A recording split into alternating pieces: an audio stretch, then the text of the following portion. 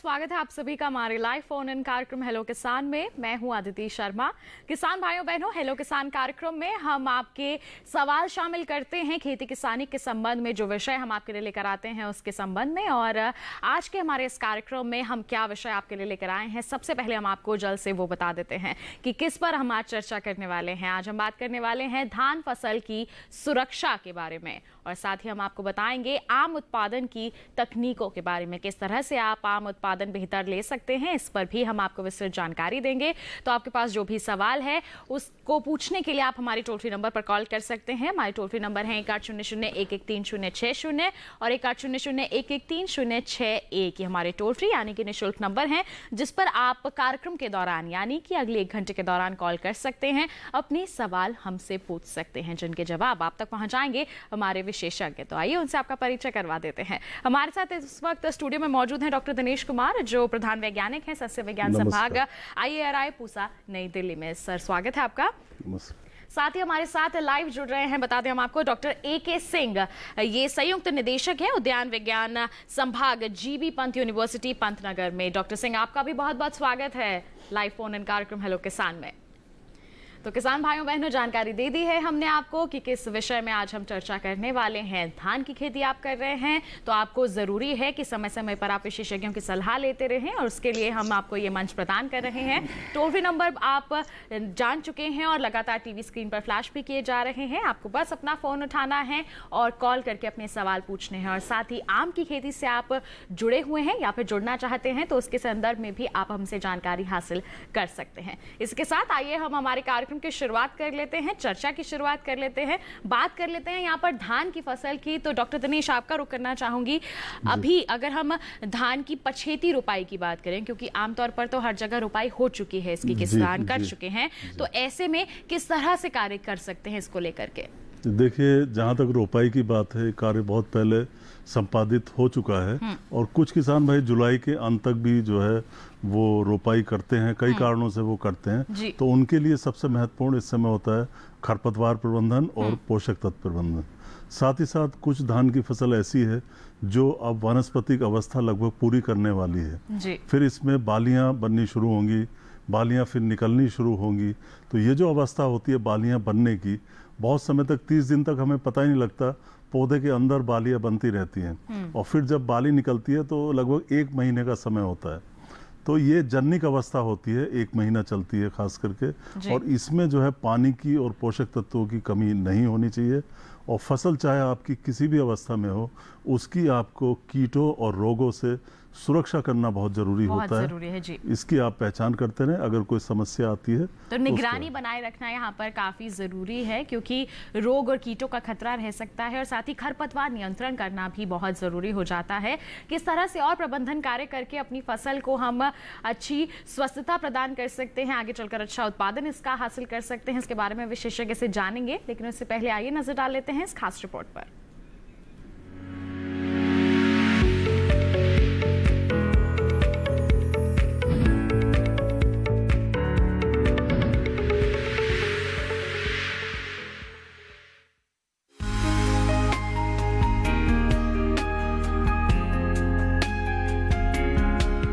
जुलाई के दूसरे पखवाड़े से 60 दिन तक धान की रोपाई का काम किया जाता है।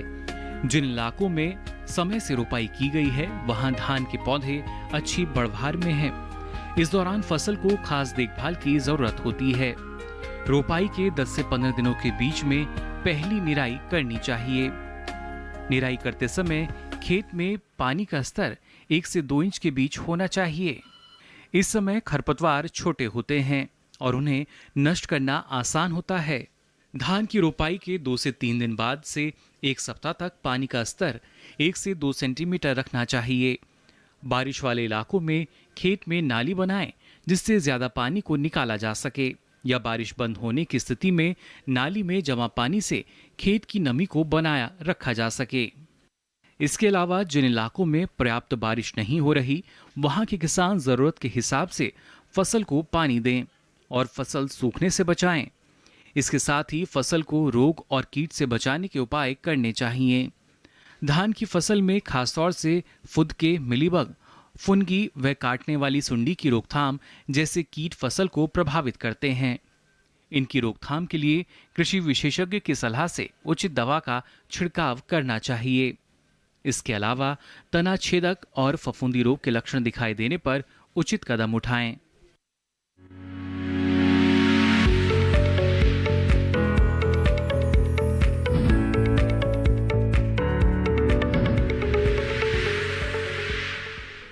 तो देखिए अभी आपने एक खास रिपोर्ट जो कि आधारित थी धान की खेती पर। इसी के साथ आइए बढ़ते हैं आगे, चर्चा को आगे बढ़ाते हैं। हमारा अगला विषय है आम उत्पादन की तकनीक। तो इसके बारे में हम डॉक्टर सिंह का रुख कर लेते हैं, उनसे जानकारी ले लेते हैं। डॉक्टर सिंह, आम की अगर हम बात करते हैं तो इस समय इस मौसम में हमारे जो आम से जुड़े हुए किसान हैं वो कौन कौन से कार्य कर सकते हैं, उनके लिए क्या सलाह है? सभी दर्शकों को मेरा नमस्कार। जैसा कि आप सभी जानते हैं कि इस समय आम की तुड़ाई हो चुकी है, हार्वेस्टिंग की जा चुकी है और अभी बगीचों की अब साफ सफाई करने का समय है जी। जहां तक बगीचे की बात है तो किसान भाई को सबसे पहले हमें बताना चाहेंगे कि इस समय रोपाई का भी समय चल रहा है। आप आम का अगर बगीचा लगाना चाहते हैं या किसी भी सदाबहार फल पौध का बगीचा लगाना चाहते हैं तो यह उचित समय होता है कि आप उसकी रोपाई कर दें, खेत में उसका रोपण कर दें।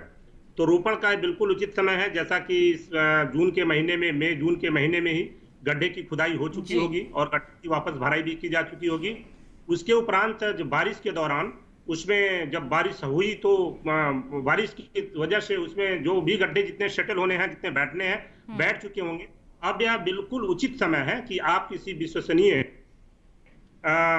नर्सरी पर जाएं और वहां से आम के फल पौध को खरीद करके और आप अपने खेत में उसको इस समय लगा सकते हैं। और जहां तक अब बात है कि इस समय हम क्या बगीचों पर ध्यान दे सकते हैं आम के बगीचों में, तो सबसे पहली बात तो ये होगी, जैसे ही बारिश अब खत्म होने को है तो बारिश खत्म होगी तो बाग की सफाई करनी है आपको, उस बाग की जुताई करनी होगी। जुताई के उपरांत जो भी टहनियां जमीन से छू रही होंगी, अगर आम की टहनियां कुछ जमीन से छू रही हो तो उनकी भी काट छांट करके निकाल देनी चाहिए, क्योंकि ऐसा देखा गया है कि कुछ तरह के जो कीट और व्याधियां हैं बगीचों में, जैसे आपको बताया कि मिलीबग एक कीट है, अगर वह जमीन से कोई आम की टहनी टच होती है तो फिर वहां से ऊपर की तरफ जो है उसमें बाद में चल के समस्या होती है। तो बागों की जो छटाई है वो काम कर लिया जाए। दूसरी बात यह है कि आजकल ये कहते हैं कि आम में हर साल फलक लेने के लिए हमें किसान भाइयों का जोर रहता है कि सर हमारे बगीचे में, आम के बगीचे में हर साल फल आए जी। तो यही है उचित समय है जिस समय उसकी प्रूनिंग हो जानी चाहिए। इसके लिए हम प्रूनिंग कर सकते हैं और तमाम कार्य भी कर सकते हैं। तो जो किसान नए बाग लगाने के लिए तैयार हैं तो उसमें आप रोपण कर सकते हैं, और जिनके पुराने बाग हैं उनके लिए जरूरी है कि वो जो है साफ सफाई का ध्यान रखें और प्रूनिंग जरूर कर लें ताकि हर साल जो फलत है हमारे किसानों को मिल सके। तो प्रूनिंग के लिए क्या कर सकते हैं? हाँ, जहां तक प्रूनिंग है, प्रूनिंग किसान भाइयों को करना यह है कि एक सिकेटियर की सहायता से, जो सिकेटियर एक विशेष प्रकार की होगी, मैं दिखाना चाहता हूं आपको, स्क्रीन पे देख सकते हैं, विशेष प्रकार की सिकेटियर होती है। तो जो पतली टहनियां होती हैं जहां पर फल लगे होते हैं, अगर आप चाहते हैं कि हर साल फल आए तो उनकी प्रूनिंग करनी होती है और फिर सितंबर माह में पैक्लोबिट्राजोल का प्रयोग हम करते हैं। तो इस तरह से आप प्रूनिंग कर सकते हैं। साथ ही साथ किसान भाइयों के बताना चाहेंगे कि इस समय प्रूनिंग के उपरांत जब आप बगीचे की साफ सफाई कर चुके होंगे, उसके बाद खाद और उर्वरक का भी प्रयोग करना नितांत आवश्यक होता है जी। तो खाद उर्वरकों का प्रबंधन भी बहुत जरूरी है। किस तरह से कर सकते हैं जानेंगे आपसे डॉक्टर सिंह, लेकिन उससे पहले आइए नजर डाल लेते हैं एक खास रिपोर्ट पर।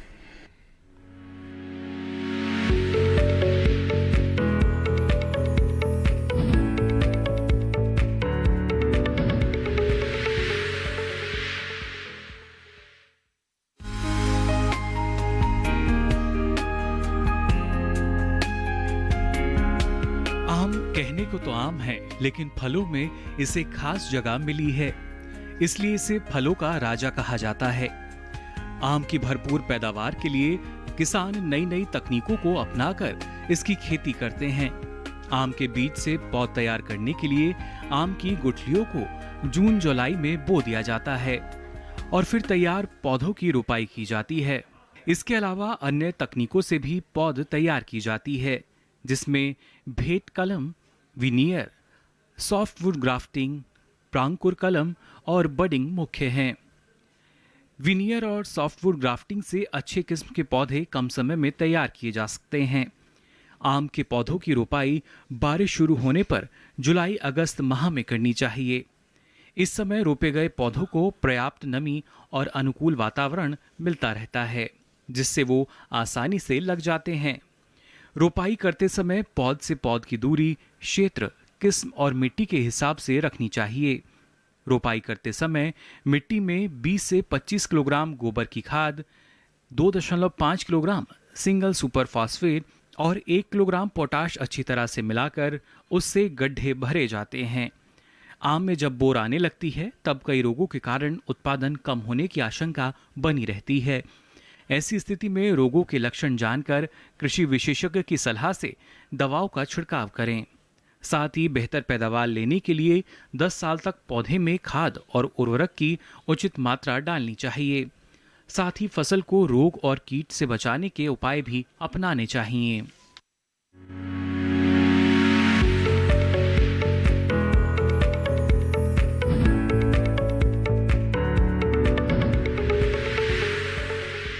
तो देखिए, अभी आपने एक खास रिपोर्ट, आइए इसी के साथ हमारी चर्चा को हम आगे बढ़ाते हैं और डॉक्टर दिनेश का यहाँ पर मैं एक बार फिर रुक करना चाहूंगी। डॉक्टर दिनेश, आज हम बात कर रहे हैं कि धान फसल की सुरक्षा हम किस प्रकार करें। सुरक्षा के लिए जरूरी हो जाता है कि सही समय पर सही तरीके से प्रबंधन भी किया जाए। तो ऐसे में जल प्रबंधन की बात मैं पहले करना चाहूंगी। जल प्रबंधन किस प्रकार करें धान की फसल में? हाँ, जैसा कि अभी चर्चा हो रही थी कि धान जो है वानस्पतिक अवस्था में है। वानस्पतिक अवस्था में जैसे जल प्रबंधन की बात है तो बहुत अच्छी बरसात हुई है, और जिन इलाकों में बरसात नहीं हुई है, कम पानी है, तो वहाँ निश्चित तौर पे किसानों को पानी लगाना चाहिए। धान के खेत में बिवाई ना फटे आपके खेत में, और ज़रूरत के हिसाब से आप उसमें पानी लगाते रहें। लेकिन जहाँ पे बाली, जो जैसा मैंने बताया कि बाली जब हमें दिखती है निकलती हुई, वास्तव में उसके 1 महीना पहले धान के पौधे के अंदर बाली बनना शुरू हो जाती है, जिसको हम जन्निक अवस्था कहते हैं। तो इस अवस्था में पानी की कमी धान की फसल में नहीं होनी चाहिए। तो कम से कम 2 से 3 सेंटीमीटर पानी आप जन्निक अवस्था में धान की जरूर रखें। और क्योंकि इसमें आपके दाने का विकास हो रहा होता है, बाली का विकास हो रहा होता है, यही निर्धारित करेगा आपका कि दानों की संख्या कितनी होगी, वजन कैसा होगा। तो उस सब को बढ़ाने के लिए आपको पानी इसमें रखना पड़ेगा। साथ ही साथ सही मात्रा में पोषक तत्वों का भी आपको प्रयोग करना पड़ेगा। जी, तो अगर मैं यहाँ पर बात करूँ नाइट्रोजन की, तो नाइट्रोजन का प्रबंधन किस प्रकार कर सकते हैं किसान, क्योंकि बेहद जरूरी है वो बढ़वार के लिए, अच्छी बढ़वार के लिए? जी बिल्कुल, जैसे ही आपकी जन्निक अवस्था में फसल आती है तो जैसे नाइट्रोजन का किसान भाई 3 हिस्सों में प्रयोग में लाते हैं। पहला हिस्सा आप रोपाई के करीब 10 दिन बाद देते हैं, और जो दूसरा 1/3 हिस्सा है जो कल्ले बन रहे होते हैं उस समय देते हैं, जो कि रोपाई के 25 से 30 दिन के बाद आती है। और तीसरा आप 50 से 55 दिन पे नाइट्रोजन का छिड़काव करें। यानी रोपाई करे हुए अगर आपको 2 महीने के आसपास हो गया है तो आप उसमें नाइट्रोजन की 1/3 मात्रा का प्रयोग जरूर करें। जी, तो इस तरह से नाइट्रोजन का प्रबंधन कर सकते हैं किसान, क्योंकि नाइट्रोजन का प्रबंधन सही तरीके से करना बहुत ज़रूरी है, और अगर सही तरीके से ना किया गया तो फसल की बढ़वार में भी असर पड़ सकता है। ऐसे में सही तरीके से सही समय पर करना बहुत ज़रूरी हो जाता है। आइए इसी के साथ एक बार फिर मैं रुक कर लेती हूँ डॉक्टर सिंह का। डॉक्टर सिंह, नए बाग जिन्होंने लगाए हुए हैं उनके लिए आप सलाह दे रहे थे कि विश्वसनीय नर्सरी से पौध लें और फिर उसकी रोपाई करें। तो रोपाई का सही तरीका क्या है, इस पर आप क्या कहेंगे? बिल्कुल सही बात है। देखिए, जैसे किसान भाई हमारे जब भी पौध खरीदें तो जो पौध होते हैं वो ग्राफ्टेड पौध, कलमी पौध बोलते हैं जी। तो उसमें गांठ होती है जमीन की सतह से। अगर देखें, जिसको हम नर्सरी लाइन बोलते हैं, तो नर्सरी की सतह से लगभग 15 से 20 सेंटीमीटर ऊपर हम एक ग्राफ्टिंग करके, जिसको हम गांठ दिखेगा आपको क्लियर बिल्कुल किसान भाइयों को, तो जब वो पौध ले जाएं तो वो पौध आते समय खेत में जब उसकी रोपाई करते हैं, जहां गड्ढा खोदा गया है, गड्ढे के ठीक ऊपर बीचों बीच में एक छोटा सा गड्ढा जो आप पौध ले जा रहे हैं, जैसे आम का पौध है तो उसमें एक नीचे अर्थवाल मिट्टी के साथ मिला होगा, तो उसके बराबर एक छोटा सा गड्ढा खोदेंगे, उसमें उस पौध को फिर आप लगाएंगे। लेकिन ये ध्यान रखेंगे कि जो ग्राफ्ट यूनियन की बात की, जो मैंने गांठ की बात की, जो ग्राफ्टेड पोर्शन की बात की, वो जमीन की सतह से ऊपर ही होना चाहिए, लगभग 15 से 20 सेंटीमीटर ऊपर होना चाहिए। ये तो नंबर 1। नंबर 2 बात यह है कि जब भी किसान भाई पौध लगाएं तो लगाने के बाद ऐसा ना करें कि पौध को जमीन में लगाया और फिर चारों तरफ से उसको बेंट से या पांव से काफी दबाने लगते हैं। हल्का सा उसको हाथ से, बहुत ही हल्के हाथ से उसको चारों तरफ से मिट्टी को थोड़ा थोड़ा दबाएंगे, ताकि जो आपका आम का पौध है, अर्थवाल जो नीचे मिट्टी है उसमें वो ना टूटे। अगर वो दबाते समय टूट जाता है तो पौधे के सूखने का बहुत ज्यादा डर होता है, इसलिए उसको हल्के हाथ से दबाएं और फिर पौध लगाने के उपरांत एक हल्की सिंचाई कर दें। और यह भी ध्यान रखें, पौध हमेशा शाम के टाइम ही लगाएं और लगाने के उपरांत एक हल्की सिंचाई कर दें। तो यह सावधानी बरतना बहुत ही आवश्यक होता है जी। तो ये साधारण सा तरीका है, जो आम की रोपाई करना चाहते हैं हमारे किसान, वो इसे अपना सकते हैं। और क्या क्या प्रबंधन कार्य कर सकते हैं इसके बारे में हम आपको विस्तार से जानकारी देंगे, लेकिन एक छोटे से ब्रेक के बाद आपका ही मजा ये देखते रहिए हमारा लाइव फोन इन कार्यक्रम हेलो किसान और बने रहिए दूरदर्शन किसान पर।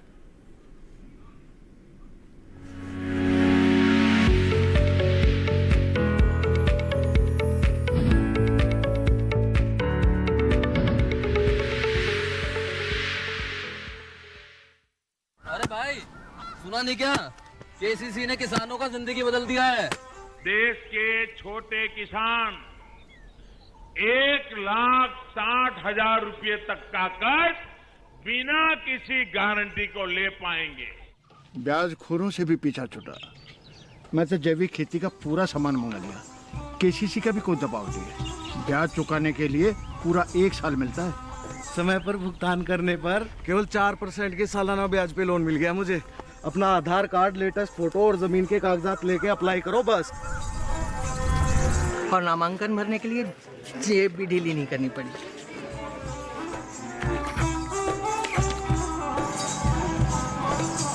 चाचा, उधार चुकाने के 24 घंटे के बाद उतने ही पैसे वापस निकाल सकते हैं। केसीसी ने किसानों की जिंदगी वाकई बदल दी है। तो आप भी किसान क्रेडिट कार्ड अपनाएं और सहजता से ऋण पाएं।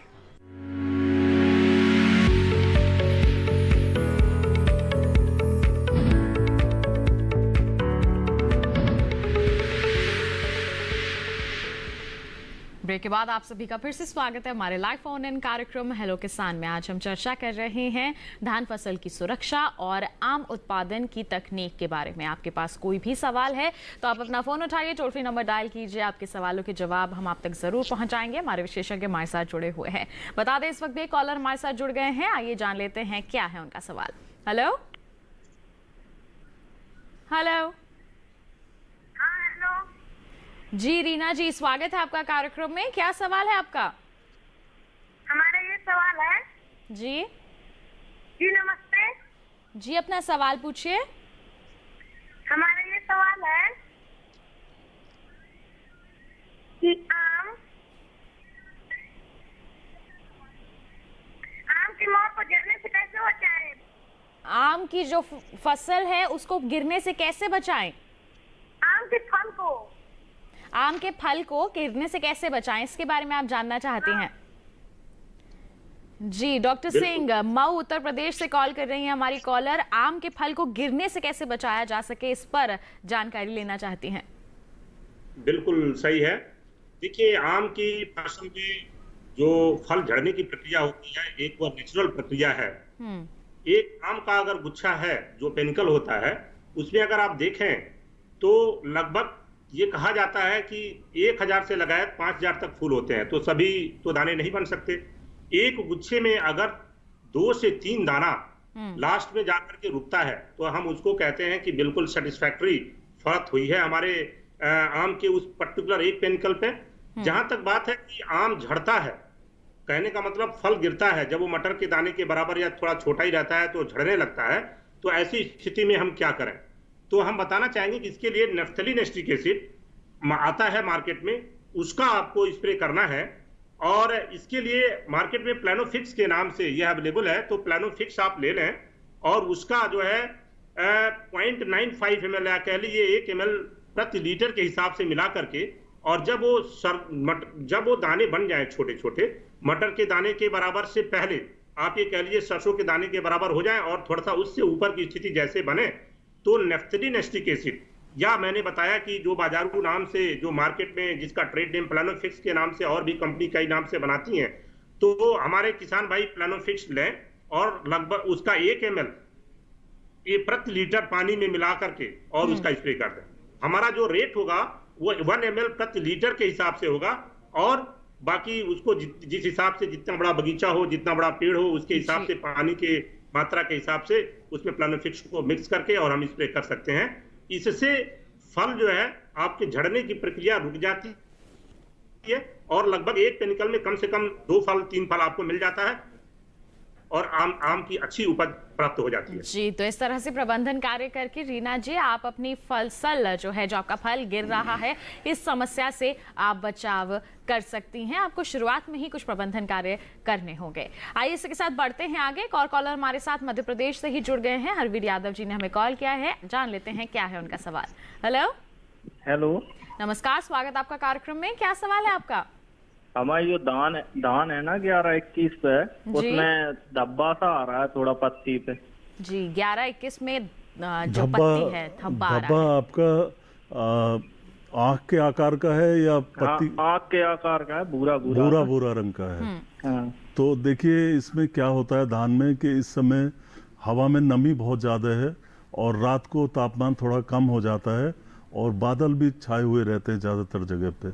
ऐसी दशा में धान में जो है बदरा रोग आने की संभावना रहती है, जिसको झोंका रोग भी कुछ लोग कहते हैं। इसमें आंख के आकार के धब्बे बन जाते हैं जो भूरे रंग के होते हैं। शुरू में छोटे छोटे होते हैं, फिर ये धब्बे फैल के और पूरी पत्ती को घेर लेते हैं। कुल मिला के अगर इस रोग का निदान नहीं किया गया, बदरा रोग है, तो ये रोग कई बार भयंकर रूप ले लेता है। आप उसमें ध्यान रखें। और फिर जब बाली निकलने की अवस्था आती है तो इसी रोग का नाम जो है दूसरे तरह से गर्दन तोड़ हो जाता है। किसान भाई समझते हैं बाली टूट के लटक जाती है, वो बाली अवस्था पे आता है, लेकिन अभी तो पत्ती की अवस्था पे आया हुआ है। इसके लिए आप या तो प्रोपेकोनाजोल ले लें या बावस्टीन ले लें। इसकी 0.1% घोल आपको छिड़कना है, यानी 1 ग्राम दवाई या 1 ml दवाई प्रति लीटर पानी के हिसाब से आप घोल बनाएं और 500 लीटर पानी प्रति हेक्टेयर के हिसाब से जो घोल है आपका, उसका छिड़काव करें।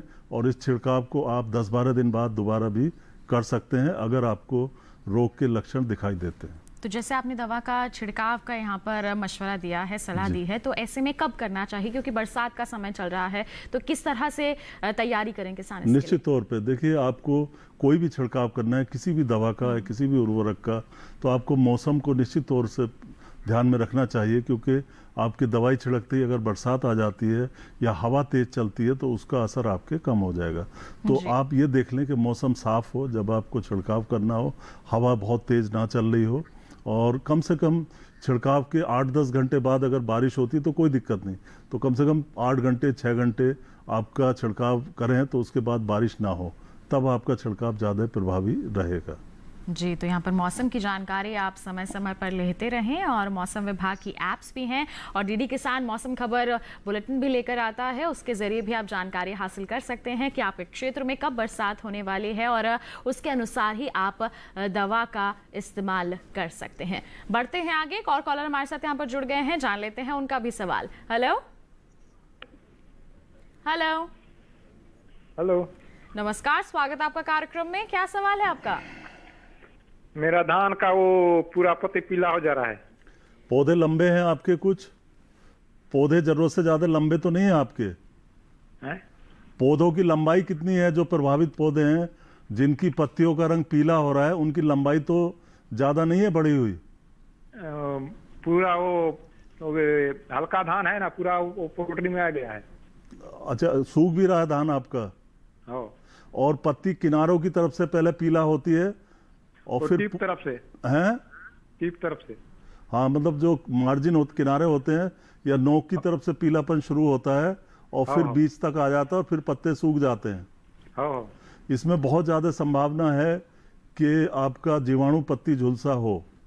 आप कोशिश करें कि या तो आजकल बड़ा आसान है किसान भाइयों कि आप उसका फोटो खींच के और किसी वैज्ञानिक को भेज सकते हैं। उनका मोबाइल नंबर आप ले लीजिए और व्हाट्सएप कर सकते हैं। बड़ा आसान सुविधा आपके पास है, किसी बच्चे से करा सकते हैं। तो धान के खेत की आप फोटो लें।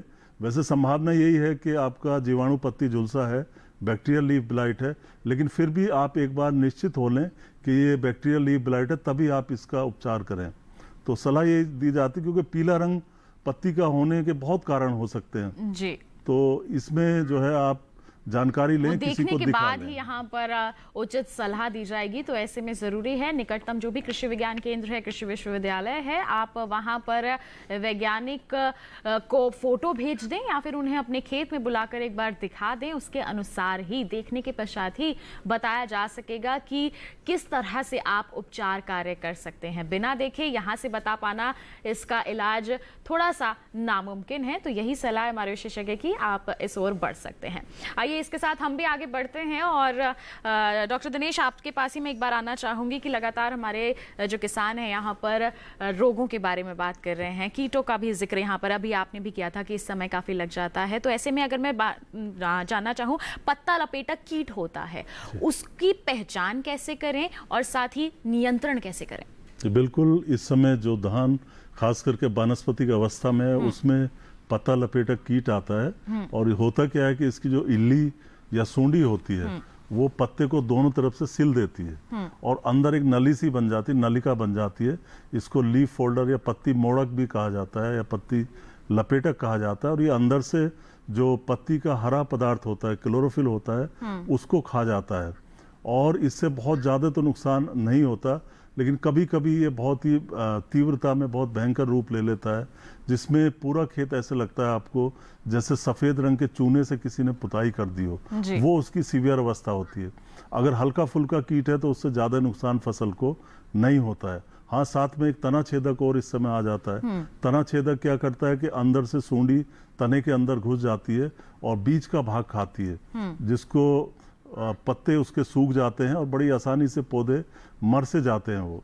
तो उसमें आप दोनों के केस में, चाहे पत्ती लपेटक हो चाहे तना छेदक हो, दोनों के केस में कार्टप हाइड्रोक्लोराइड 4G 4% में आती है, दानेदार दवाई है। इसकी आप 25 किलोग्राम मात्रा प्रति हेक्टर के हिसाब से या 10 किलोग्राम प्रति एकड़ के हिसाब से उसका बुरकाव कर दें तो ये पत्ती लपेटक और ये जो आपका तना छेदक है, दोनों कीट का नियंत्रण इससे हो जाता है। जी, तो इस तरह से आप पहचान कर सकते हैं और उसका उपचार भी कर सकते हैं, जैसे हमारे विशेषज्ञ ने अभी आपको विस्तार से बता दिया है। इसके साथ बढ़ते हैं आगे। कॉलर हमारे साथ यहाँ पर जुड़ गए हैं, मध्य प्रदेश से राजीव जी ने हमें कॉल किया है। आइए जान लेते हैं क्या है उनका सवाल। हेलो हेलो, नमस्कार, स्वागत आपका कार्यक्रम में। क्या सवाल है आपका? हमारे यहाँ सर मैडम आम के पौधे लगाए हैं जी। हाँ, हमारे यहाँ आम के पौधे लगाए अभी 1.5 महीना करीब हो गए। उसमें आप कौन सा खाद डालें जिसमें वो पौधा अच्छा बढ़े और अच्छा बने? जी, अच्छा सवाल आपने किया है कि पोषक प्रबंधन बहुत जरूरी हो जाता है जब हम अपनी फसलों की अच्छी बढ़वार की बात करते हैं। तो डॉक्टर सिंह, क्या आप सलाह देंगे? 1.5 महीना हो गया है पौध की रोपाई किए, तो अब पोषक प्रबंधन किस प्रकार कर सकते हैं? बिल्कुल सही। देखिए, पोषण एक बहुत ही आवश्यक चीज होती है जी। जहां तक आम के पौध की बात है तो चूंकि रोपाई की जा चुकी है और अब उसमें जब हम ये बताते हैं कि जब 1 साल का पौधा होता है आम का तो उसको 100 ग्राम नाइट्रोजन और 700 लगभग 100 ग्राम नाइट्रोजन और 750 ग्राम फास्फोरस और 100 ग्राम पोटाश। तो एक अगर 10 साल का पौधा है, अभी तो आपने बताया कि इनका 1 साल का पौधा है, तो उसमें 100 ग्राम हमने बात की। 1.5 महीना हुआ है लगाए हुए डॉक्टर सिंह, हाल फिलहाल में ही लगाया है। हेलो जी डॉक्टर सिंह, हाल फिलहाल में ही लगाया है, 1 से 1.5 महीना ही हुआ है पौध की रोपाई किए।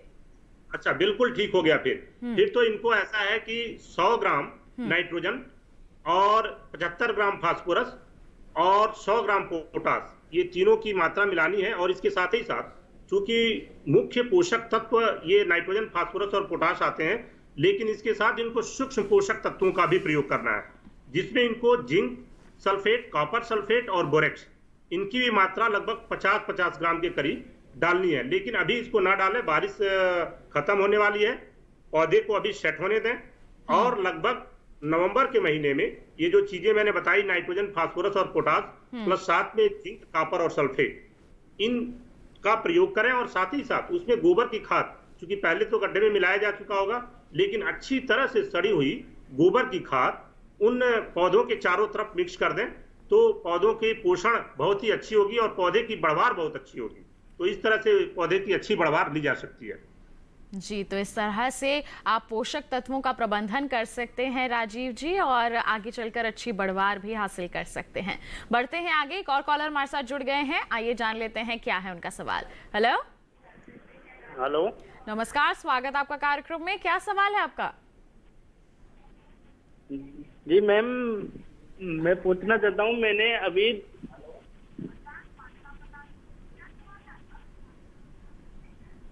महेश जी अपना सवाल पूछिए। मैम मैंने क्या है, अभी 2 साल पहले आम का पेड़ लगाया था जी, तो उसकी क्या है ग्रोथ नहीं हो पा रही मैम बिल्कुल भी। मतलब जैसे पत्तियां आती है तो पत्तियां निकल के सूख जाती है वापस। जी, तो 2 साल से यही समस्या आ रही है कि पत्तियां जो हैं सूख कर वो गिर जाती हैं। हाँ, गिर जाती है वापस, अच्छी बढ़वार नहीं हो रही है। तो डॉक्टर सिंह क्या सलाह देंगे? 2 साल हो गए हैं आम लगाए हुए। बिल्कुल ठीक प्रश्न किया इन्होंने। देखिए, जैसा कि मैं अभी एक सूक्ष्म पोषक तत्वों की बात कर रहा था, तो जहां पर इन्होंने पौध लगाया हुआ है ऐसा लगता है कि उसमें जिंक की कमी है। अगर इनसे पूछा जाए, हाँ, तो हम उनसे अभी डायरेक्ट बात नहीं कर पा रहे हैं किसान से, लेकिन उनसे पूछा जाए कि क्या ये पत्तियां छोटी छोटी आकार की रह जाती हैं? गिरने के पहले ये छोटी आकार की होती होंगी जी, और महेश फिर जी कब ये बताएं। झड़ती हैं? तो ये होती है, और इसके लिए ये जिंक का स्प्रे करें, जिंक सल्फेट का 0.2%, हम कहते हैं 2 ग्राम प्रति लीटर के हिसाब से इसको स्प्रे जी। डॉक्टर सिंह, महेश जी इस वक्त हमारे साथ अभी फोन लाइन पर बने हुए हैं, उनसे ही जान लेते हैं कि क्या गिरने के समय वो छोटी होती है? जी, छोटी छोटी रह जाती है, उससे बढ़ती नहीं है। जी, डॉक्टर सिंह यही कहना है कि बढ़ती नहीं है, छोटी होती हैं तभी सूख कर गिर जाती हैं। बिल्कुल बिल्कुल सही है। तो बिल्कुल जिंक की डिफिशियंसी से होता है। इसके लिए जिंक सल्फेट 2 ग्राम प्रति लीटर के हिसाब से ये स्प्रे करें प्लांट में, बिल्कुल रिलीफ मिलेगा और पौधा बिल्कुल स्वस्थ चलेगा। अगर स्प्रे नहीं कर सकते हैं तो नीचे जमीन में जो है, हम कहते हैं इसको जो है सॉइल एप्लीकेशन भी कर सकते हैं, और उसके लिए ये लगभग 100 ग्राम प्रति पेड़ के हिसाब से डाल दें तो बिल्कुल पत्तियां झड़नी बंद हो जाएंगी और पत्ती बिल्कुल नॉर्मल आकार की आएंगी और पौधा बिल्कुल स्वस्थ होगा। जी, तो जिंक की कमी हो सकती है, उसकी आप आपूर्ति कर लीजिए महेश जी, तब आप निश्चित तौर पर देखेंगे कि अच्छी बढ़वार हो पाएगी आपके आम के पौधे की। बढ़ते हैं आगे। और डॉक्टर दिनेश, जब हम जिंक की कमी की बात करें तो धान में भी जिंक की कमी हो जाती है, तो इसकी पहचान किस तरह से करें और आपूर्ति कैसे की जाए?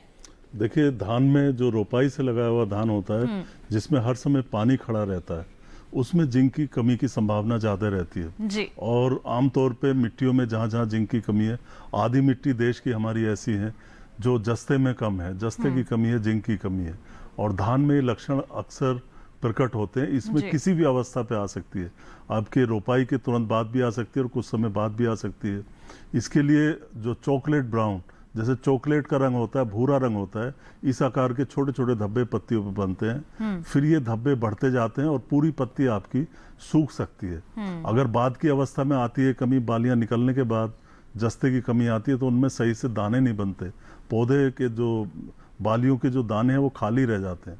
तो ये पहचान है इसकी, और इसके लिए 0.5% जिंक सल्फेट का आप छिड़काव करें, और इस घोल के साथ आप 0.25% चूने का घोल जरूर बना लें, क्योंकि खाली जिंक सल्फेट का घोल अगर आप डालते हैं तो पत्तियां आपकी जल सकती हैं, क्योंकि जिंक सल्फेट से पानी में तेजाब बन जाता है। तो इसमें आपको 0.25% का चूने का घोल बना के दोनों घोलों को मिला के और फिर आपको छिड़काव करना है, और ये छिड़काव आपको कम से कम 2 बार आप करें अगर कमी के लक्षण दिखाई दें।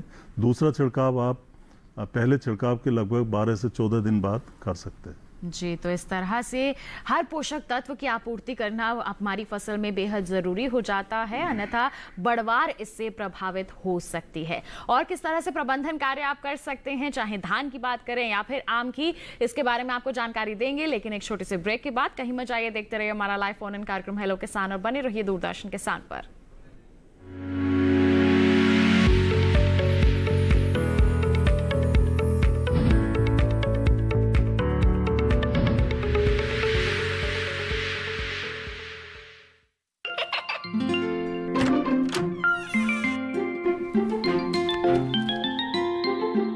ये क्या हो रहा है? काशवी, इतने कम मार्क्स? काशू बेटा पढ़ा करो। बढ़ोगी नहीं तो आगे कैसे बढ़ोगी? मम्मा मैं भी तो आपसे यही कहना चाहती हूँ, पढ़ा करो। आप पढ़ोगे नहीं तो आगे कैसे बढ़ोगे? मतलब? वो देखो। सिर्फ बैक पर छपा ऑर्गेनिक नहीं, ऑर्गेनिक का निशान पहचानिए। पीजीएस ऑर्गेनिक का ये लोगो उन किसानों की पहचान है जो आज भी परंपरागत विधि से रसायन मुक्त खेती कर आपके लिए शुद्ध फसल उपजा रहे हैं। अब समझे मम्मा, अगर मैं प्योर ऑर्गेनिक फूड नहीं खाऊंगी तो अच्छे मार्क्स कहाँ से लाऊंगी? अच्छा बच्चों। जैविक खेती की इस मुहिम को आगे बढ़ाइए, शुद्ध ऑर्गेनिक अपनाइए।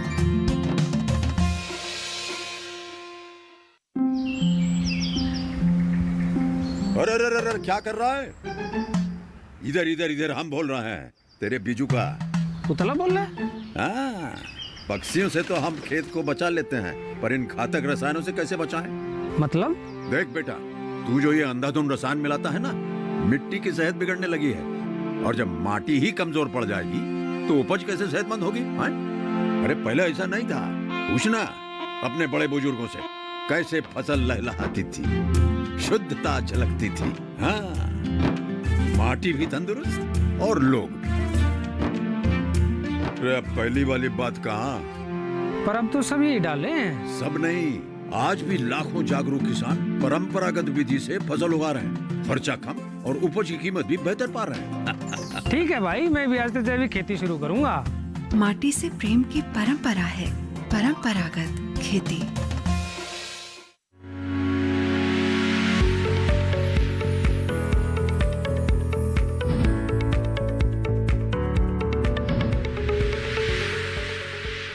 ब्रेक के बाद आप सभी का फिर से स्वागत है हमारे लाइव फोन इन कार्यक्रम हेलो किसान में। आज हम चर्चा कर रहे हैं धान फसल की सुरक्षा और आम उत्पादन की तकनीक पर। आपके पास कोई भी सवाल है तो अपना फोन उठाइए, हमारे टोल फ्री नंबर पर कॉल कीजिए। हमारे जो विशेषज्ञ हमारे साथ जुड़े हुए हैं वो आपके सवालों के जवाब आप तक जरूर पहुंचाएंगे। और बता दें, इस वक्त भी एक कॉलर हमारे साथ जुड़े हुए हैं, बनारस उत्तर प्रदेश से हमें कॉल किया है राम प्रकाश पटेल जी ने। आइए जान लें क्या है उनका सवाल। हेलो हेलो हेलो जी नमस्कार, स्वागत आपका कार्यक्रम में। क्या सवाल है आपका? राम प्रकाश पटेल जी बताएं। हमारा प्रश्न ये है,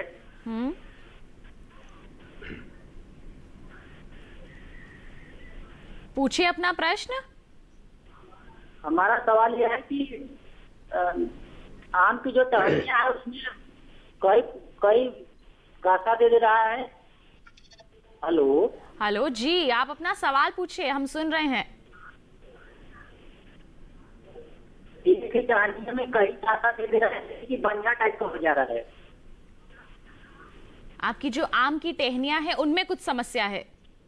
हाँ सर जी। किस तरह की समस्या आ रही है? उसमें एक गासा दे रहा है, छोटा टाइप का। हम आपका सवाल सीधे तौर पर यहाँ पर सुन नहीं पा रहे हैं। जितना समझ आया है वो यही है कि आपकी जो आम की पौध की जो टहनियां हैं वो सूख रही हैं। बिल्कुल जी। डॉक्टर सिंह क्या कहेंगे इसके बारे में? आप बात करना चाहूंगा। हेलो जी बताएं डॉक्टर साहब। हाँ बिल्कुल, यह एक बहुत आम समस्या है और आम में कह लीजिए आम समस्या है टहनियों का सूखना। इसको हम डाई बैक के नाम से जानते हैं जी। होता क्या है कि जब पौधे की बढ़वार हो रही होती है तो आप देखेंगे कि पौधे पुराने हो गए हैं, या कभी कभी नए पौधों में भी देखने को मिलता है कि जैसे बारिश का समय खत्म होता है और उसके बाद बारिश के दौरान इन्फेक्शन होता है, बारिश जैसे खत्म होती है तो आप देखेंगे कि ऊपर से नीचे की तरफ टहनियां सूख रही हैं। इसमें करना यह है किसान भाइयों को, हमारे बागवान भाइयों को, कि जहां तक टहनी सूख चुकी है उसको वहां काट दें। वहां से लगभग 5 सेंटीमीटर नीचे, मैंने जो एक सिकेटियर अभी दिखाया था थोड़ी देर पहले, ऐसे सिकेटियर को लेकर के उसको काट दें। अगर टहनी मोटी है थोड़ी तो उसको आरी से काटा जा सकता है, लेकिन काटने के उपरांत यह किसान भाई को ध्यान देना होगा कि स्प्रे करना आवश्यक होता है जी। कॉपर ऑक्सीक्लोराइड मार्केट में ये उपलब्ध है, तो कॉपर ऑक्सीक्लोराइड का प्रयोग करें, जिसको COC के नाम से जाना जाता है, और 2 ग्राम प्रति लीटर के हिसाब से घोल बना लें।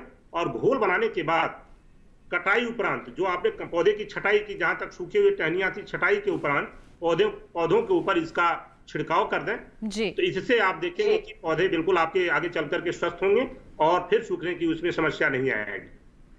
जी, तो इस तरह से आप कार्य करेंगे राम प्रकाश जी, तो निश्चित तौर पर आपकी जो समस्या है, टहनियां सूख रही हैं, वो समस्या आपकी खत्म हो जाएगी और अब अपनी जो आम की पौध है या पौधे हैं उनकी अच्छी बढ़वार आप हासिल कर पाएंगे। इसके साथ बढ़ते हैं आगे और डॉक्टर सिंह आपसे ही मैं जानना चाहूंगी, आपने पोषक तत्वों के प्रबंधन के बारे में तो जानकारी दी, साथ ही आपसे जानना चाहेंगे जल का प्रबंधन किस प्रकार कर सकते हैं हमारे किसान? देखिए, आम में जहां तक सिंचाई की बात है तो इसमें अभी तो बारिश के टाइम में हमें सिंचाई की आवश्यकता होती नहीं है, लेकिन बारिश के उपरांत जब अक्टूबर नवंबर का महीना आएगा तो अभी अक्टूबर के महीने में जब खाद डालने का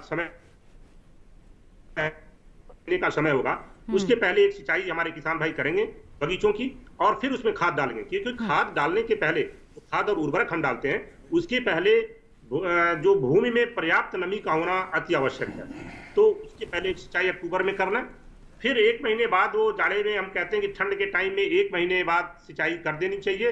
लेकिन यहाँ यह भी बताना अति आवश्यक है कि किसान भाई हमेशा ध्यान रखें कि फ्लावरिंग के पहले, जैसे अभी नॉर्थ इंडिया की बात करें तो अभी आपका जो उसमें पेनिकल इमर्जेंस होता है फरवरी के फर्स्ट वीक में शुरू होता है, तो आप फरवरी और मार्च, तो आप जनवरी के महीने में कोई सिंचाई नहीं करेंगे, फरवरी तक तब तक नहीं करेंगे सिंचाई जब तक आम में फूल ना आ जाए, आम में बौर ना आ जाए। तो ये सिंचाई आपको वहां थोड़ा ध्यान देना है कि अगर मैंने कहा कि ठंड के टाइम में 1 महीने के अंतराल पर सिंचाई करना है जी, तो ये ध्यान जरूर रखें कि आने के पहले 2 महीने आपको सिंचाई नहीं करनी है बगीचे में। अब बात आ गई कि जैसे ही फूल आ गया, फूल आने के बाद दाना बनेगा, तुरंत आपको सिंचाई करनी है। अब चूंकि गर्मी के महीने में जैसे आपका मार्च अप्रैल मई का महीना होगा तो आवश्यकता अनुसार हफ्ते के अंतराल पर सिंचाई करना है। अगर बीच में थोड़ी नमी बनी रही तो 15 दिन के अंतराल पर तो आपको अवश्य ही करना है। और किसान भाई फ्लडिंग की जगह, जैसे खेत में पूरा पानी छोड़ देते हैं, जिसको हम कहते हैं पूरा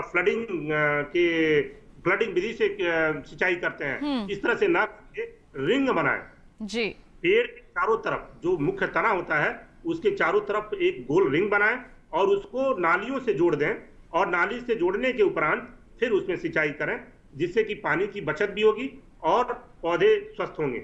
नहीं तो होता क्या है कि जैसे ही अगर हम फ्लड मेथड से सिंचाई करते हैं तो उसमें अगर कोई भूमि में कीड़े हैं, बीमारियां हैं, तो वो फैल करके दूसरे पेड़ तक भी पहुंचती हैं और इस तरह से इन्फेक्शन फैलता है।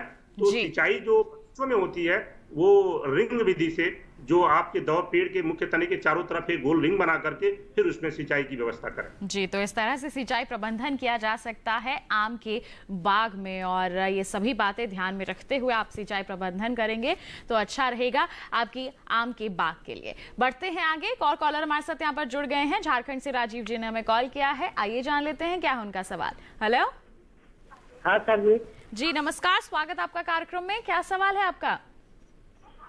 मैम मैंने धान लगाया हुआ है जी, उसमें वो कल्ला जो निकलता है वो उसमें कीड़ा होकर के सूख जा रहा है जी, कल्ला निकल के पीला होके सूख रहा है। कल्ला नहीं, दोबारा पूछिए प्रश्न अपना। राजीव जी एक बार दोहरा दीजिए अपना सवाल। जी, जिसमें कल्ला फूटता है ना जी, जो पौधा में कल्ला निकलता है वो सूख जा रहा है, कल्ला निकलने के बाद वो ऊपर से सूख जा रहा है। और बाकी पौधों की क्या स्थिति है? जो बाकी पौधे हैं आपके उनमें भी कुछ हो रहा है? कल्ला तो आपका पीला हो रहा है, लेकिन जो बाकी पौधे हैं उनमें क्या हो रहा है? स्वस्थ हैं या वो भी पीले हो रहे हैं? नहीं, नीचे का पौधा साफ दिखाई देता है हरा, बट जो नया वाला निकलता है कली वाला जो है सूखा निकलता है। कितने दिन पहले लगाया आपने धान? जी, धान कितने दिन पहले लगाया आपने? 20-25 दिन हो गए। 20-25 दिन हो गए, तो आपने यूरिया वगैरह लगाया है उसमें? जी, यूरिया नहीं सूख नहीं गया। नहीं, यूरिया लगाया आपने? जी, यूरिया भी लगा दिया जी। देखिए, आप एक ही काम कर सकते हैं। यूरिया नहीं लगाया सर, अभी यूरिया नहीं लगाए तो यूरिया ही तो यूरिया नहीं लगाया, तो आप यूरिया लगाइए उसमें। यूरिया नहीं लगाया। हाँ, तो उसमें आप यूरिया लगा दीजिए। यूरिया की नहीं सर। हाँ, यूरिया की मात्रा 1/3 मात्रा जो रोपाई के बाद लगाते हैं, जब कल्ले बन रहे होते हैं, उस अवस्था पे यूरिया का लगाना जरूरी होता है। तो जो संस्तुत मात्रा है आपके उर्वरक की, उसकी 1/3 मात्रा, लगभग आप ऐसे समझ लो 100 किलोग्राम प्रति हेक्टेयर के हिसाब से आपको यूरिया देना है, या एकड़ में 40 किलो, ऐसे आप मान लीजिए 1 एकड़ में 40 किलो यूरिया आप लगा दीजिए उसमें।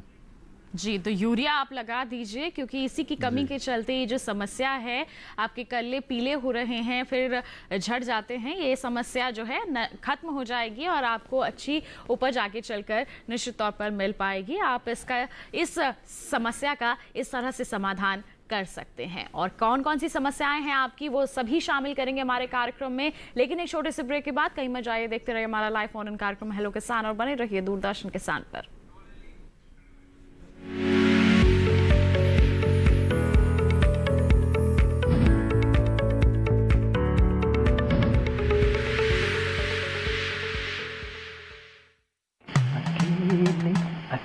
अरे वाह भैया, अकेले अकेले। अरे तू भी ले, पर खाएगा कैसे? मैं ऑर्गेनिक खेती की बात कर रहा रे बेटे। अकेले अकेले खेती कब तक करेगा? मतलब गांव में 20-25 किसानों का समूह बना के पंजीकरण करवा ले, फिर सरकारी ट्रेनिंग भी मिलेगी और मुफ्त जैविक बीज खाद भी। फिर पीजीएस ऑर्गेनिक की सरकारी मोहर के साथ तेरी उपज आकर्षक पैक में पहुंचेगी बड़े बाजार तक। अच्छा? हाँ। अरे भाई, कहाँ चल दिया? सबको साथ लाने, आमदनी बढ़ाने। तो किसान भाई समझ गए ना? साथ मिलकर ऑर्गेनिक खेती कीजिए, अपनी परंपरा को आगे बढ़ाइए, ज्यादा मुनाफा कमाइए। माटी से प्रेम की परंपरा है, परंपरागत खेती।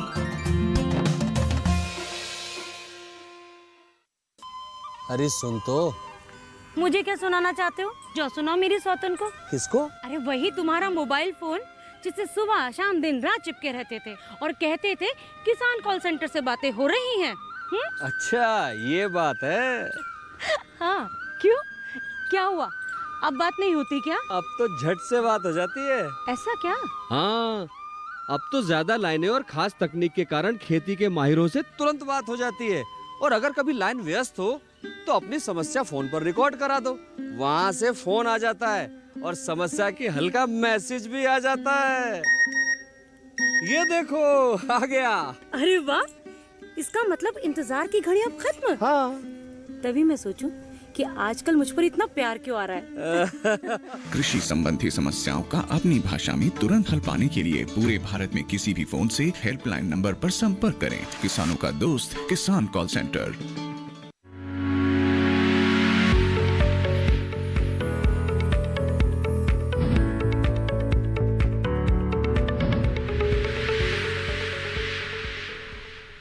ब्रेक के बाद आप सभी का फिर से स्वागत है हमारे लाइव फोन इन कार्यक्रम हेलो किसान में। आज हम चर्चा कर रहे हैं धान फसल की सुरक्षा और आम उत्पादन की तकनीक पर।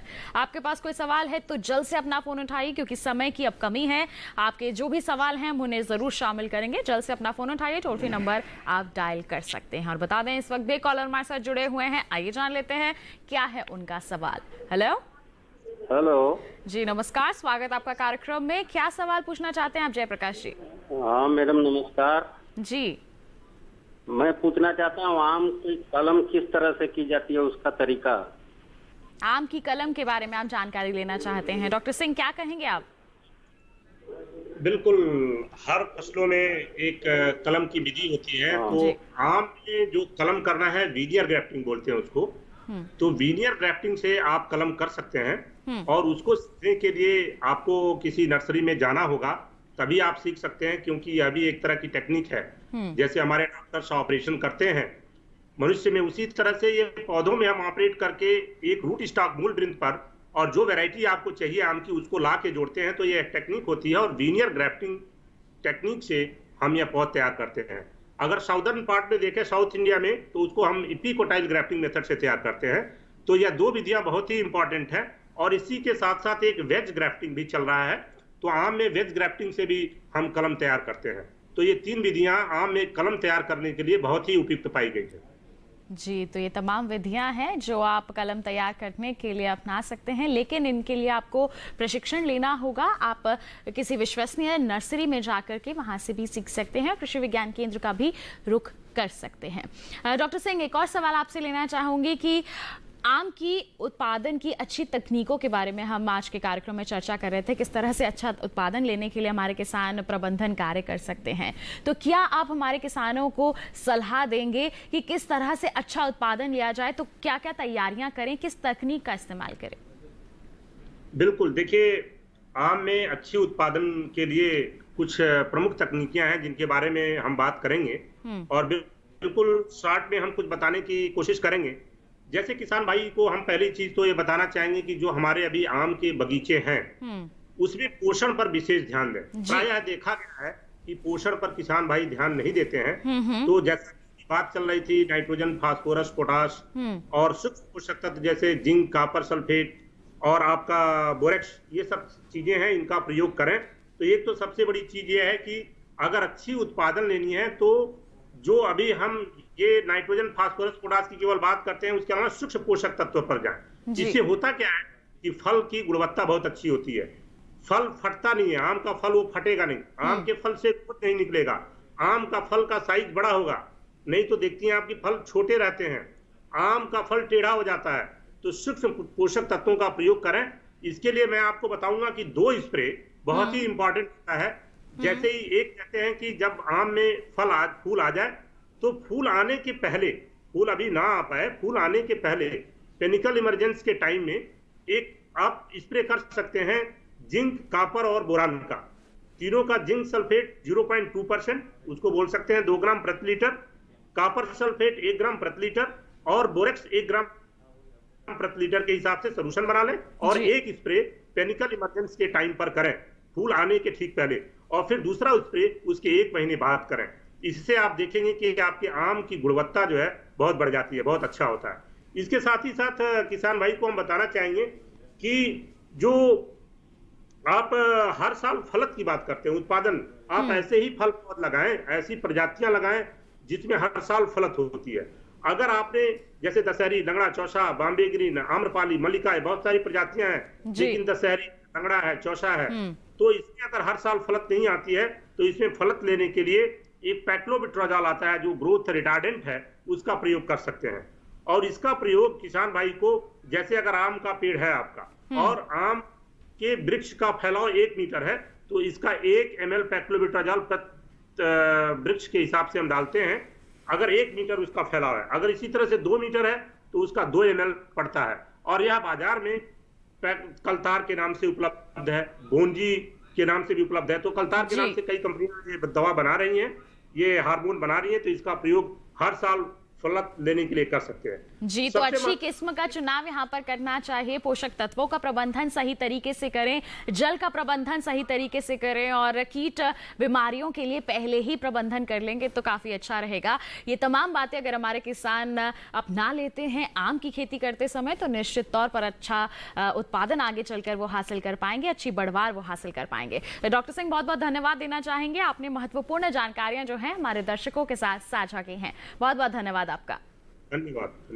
तो इसी के साथ आइए अब रुक कर लेते हैं। डॉक्टर दिनेश हमारे साथ स्टूडियो में बने हुए हैं। डॉक्टर दिनेश, अंतिम सवाल आपसे बेहद जरूरी है, बकानी रोग के बारे में जानना चाहूंगी। हमारे दर्शक बड़ी समस्या लेकर आते हैं कि बकानी रोग से हमारी फसल ग्रसित हो गई है। जी बिल्कुल, बकानी रोग आमतौर पे हर साल आता है, खास करके उत्तरी भारत, पंजाब, हरियाणा, पश्चिमी उत्तर प्रदेश, इन क्षेत्रों में और दूसरे क्षेत्रों में भी आता है। इसके लक्षण यही है कि पौधे जरूरत से ज्यादा लंबे हो जाते हैं, पीले रहते हैं और बाली आने का समय जब आता है तो उनमें बालियां नहीं आती, दाने नहीं बनते। जड़ों अगर आप उखाड़ के देखेंगे तो जड़ें जो है वो सड़सी जाती हैं बिल्कुल, और इसमें तने के ऊपर जो पानी में तना होता है जो हिस्सा, उसमें भी जड़ें निकल आती हैं। ये खास लक्षण है इसके। इसकी किसान भाइयों कोई रोकथाम नहीं है क्योंकि ये बीज जनित रोग है। प्रभावित पौधों को उखाड़कर खेत के बाहर ले जाएं, उनको दबा दें और अगली बार जब आप धान की फसल लगाएं तो बीज का उपचार जरूर करें। इस समय कोई आपको बहका सकता है, दवाई बेच सकता है, कोई ऐसी दवाई नहीं है जो बकानी रोग तो उसको का हमें उखाड़ करके ही नष्ट करना होगा, और जब हम अगले वर्ष फसल लेंगे तो उसके लिए हमें बीज उपचार करना बहुत जरूरी है। बहुत बहुत धन्यवाद देना चाहेंगे डॉक्टर दिनेश, महत्वपूर्ण जानकारियां आपने हमारे दर्शकों के साथ साझा की हैं। धन्यवाद, बहुत बहुत धन्यवाद। तो किसान भाइयों बहनों, धान फसल की सुरक्षा आप किस प्रकार कर सकते हैं, आम का अच्छा उत्पादन किस प्रकार हासिल कर सकते हैं, इसके बारे में आज के कार्यक्रम में आपने जान लिया। अब कल के कार्यक्रम में क्या विषय हम आपके लिए लेकर आने वाले हैं, आइए आपको बता देते हैं। कल हम बात करेंगे कौशल विकास योजना पर, इस पर हम विस्तृत चर्चा करेंगे, और साथ ही हम आपको बता दें अगला विषय रहेगा हमारा गृह वाटिका और पारिवारिक पोषण। इस पर भी हम विस्तृत चर्चा करेंगे हमारे विशेषज्ञ के साथ। तो फिर आपके पास कोई भी सवाल है, पहले ही आप हम तक पहुंचा सकते हैं, ईमेल कर सकते हैं। हमारी ईमेल आईडी है hellokisan2015@gmail.com, और फेसबुक के जरिए भी आप हमसे जुड़ सकते हैं। फेसबुक पर जाइए, हिंदी में टाइप कीजिए हेलो किसान, और वहां पर हमारे पेज पर आप अपने सवाल पोस्ट कर सकते हैं। इसके साथ ही डीडी किसान कॉल सेंटर नंबर है 1800-113-060, जिस पर सोमवार से शनिवार सुबह 6 बजे से रात के 10 बजे तक कॉल करके आप अपने सवाल पहले ही रिकॉर्ड करवा सकते हैं, जिन्हें हम कार्यक्रम में जरूर शामिल करेंगे, उनके जवाब आप तक जरूर पहुंचाएंगे। तो बस किसान भाइयों बहनों, आज के लिए इतना ही। अगले अंक में करेंगे मुलाकात नए विषय नए विशेषज्ञों के साथ। तब तक के लिए हमें दीजिए इजाजत। आप बने रहिए दूरदर्शन किसान पर। नमस्कार।